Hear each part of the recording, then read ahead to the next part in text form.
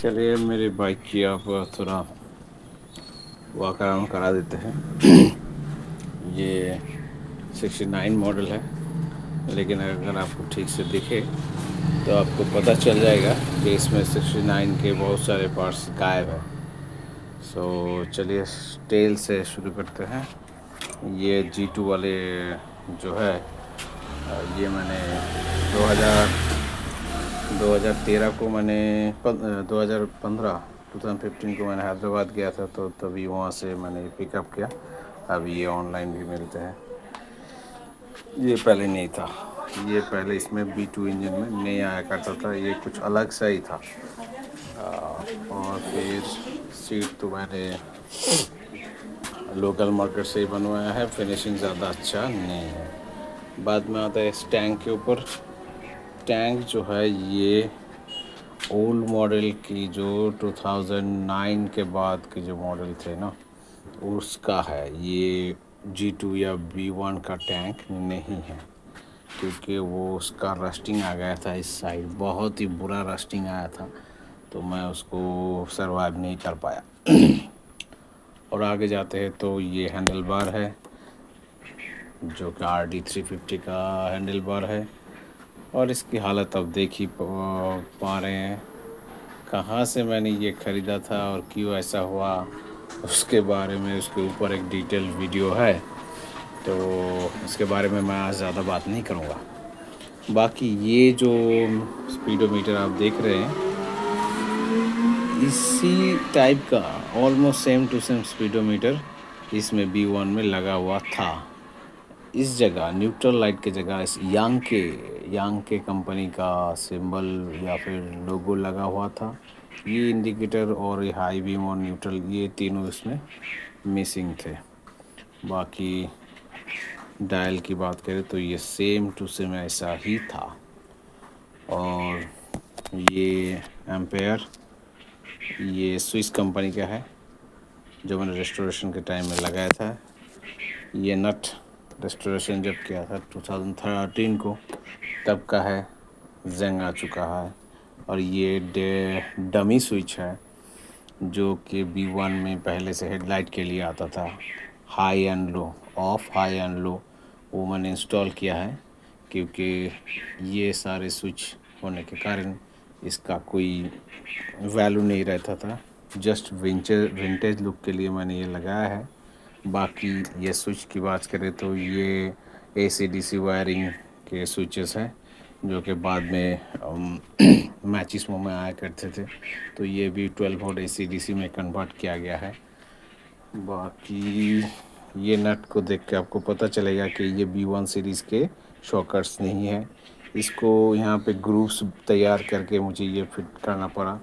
ये शॉकर्स ये बात के न्यू मॉडल ओल्ड बुलेट के ही न्यू टाइप शॉकर्स है, स्टैंडर्ड के शॉकर्स है, जिससे मुझे यहाँ पे ग्रूव्स तैयार करके इसमें सेट करना पड़ा। बाकी बात करें तो हेडलाइट की, ये आफ्टर मार्केट है। और पता है कि ये जो अंदर का रिफ्लेक्टर और जो बल्ब है ना, रिफ्लेक्टर कम से कम 20 साल पुराना है, और ये ग्लास भी 20 साल पुराना है। और इसमें बल्ब तो हेलोजन बल्ब डाला हुआ है, 35 हेलोजन बल्ब, फ्लैंज टाइप। ये H4 टाइप का बल्ब नहीं है, फ्लैंज टाइप बल्ब है, वो एक अलग ही टाइप का बल्ब होता है। बाकी ये इंडिकेटर भी B1 सीरीज़ में भी नहीं आया करते थे भी, तो मैंने बाहर से लगवाए हैं। और ये बेकार में लगवाए, लेकिन लगवाए तो है, पता नहीं क्यों लगवाए मैंने।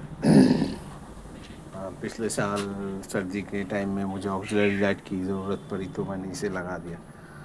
बाकी ये रहा इंजन में भी अगर आप नज़दीक से देखेंगे तो इंजन में भी कुछ कमियां हैं। अगर देखेंगे तो पता चलेगा कि ये भी B1 सीरीज़ के जैसे होना चाहिए इंजन, उस पर मिसमैच कर रहा है। वो क्यों कर रहा है वो किसी और वीडियो में बताऊंगा। फुट रेस्ट देखिए, फुट रेस्ट जो है, फुट रेस्ट भी कुछ डिफरेंट टाइप का है।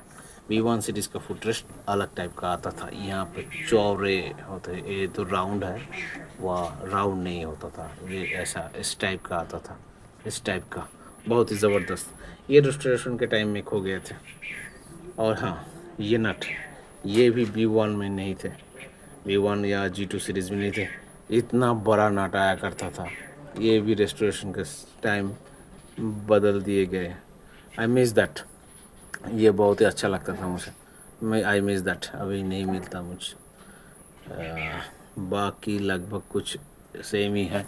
ये हेड जो है ये भी 50 साल पुराना हेड ही है। देखिए टूट गया है, ये फेंस सारे टूट गए हैं। ना जाने कितने मिस्त्रियों ने इसके ऊपर अपना हाथ साफ किया है। टूट गया है। और साइलेंसर भी 2-3 बार हमने चेंज किया है। ये जो कार्बोरेटर देख रहे हैं आप, कार्बोरेटर, ये कार्बोरेटर का उम्र भी कम से कम 20 साल से ज़्यादा ही है। और इसके साथ जो अमाल का कार्बोरेटर आया था ना, उसको पिताजी ने चेंज किया था, मिकुनी लगाया था माइलेज के लिए। जब मैं वीडियो करता हूँ तभी ये टोटो वाले को आना था। चलिए छोड़िए। तो जो अमाल का जो कार्बोरेटर था वो घर में शायद इधर उधर कहीं पड़ा होगा, अगर कभी मिल जाए तो उसका भी वीडियो करेंगे। इससे माइलेज ज़्यादा आता था, इसीलिए ये दिया गया है। वैसे अभी भी हाईवे पे जब चलाता हूँ तो इसी कार्बोरेटर से 23-32 की माइलेज तो निकल ही आती है। सो ये था वॉक अराउंड, एक 40 साल पुराना। एग्जैक्ट यार मैन्युफैक्चरिंग मैं आपको नहीं बताऊंगा। और ये जो है ये डिकम्प्रेशन लीवर, ये लुक अलाइक है, ओरिजिनल नहीं है। डिकम्प्रेशन लीवर इसका जो है यहाँ पे था, तो मैंने खोल के ये लगाया है। देखिए रस्टिंग आ गया है, आफ्टर मार्केट का यहीं तो प्रॉब्लम है। पहले ये इंजन के स्विच भी नहीं आया करते थे। और ये पूरी बाइक हमारी 6 वोल्ट करंट के ऊपर दौड़ा करती थी। और ये जो हेडलाइट आप देख रहे हैं ना अभी, 12 वोल्ट की हेडलाइट, ये भी 6 वोल्ट 26-30 की वाटेज था। या डिपर 26, अपर 30 वाट दिया करता था। ये है मेरे नहीं, पिताजी की कम से कम 40 साल पुराना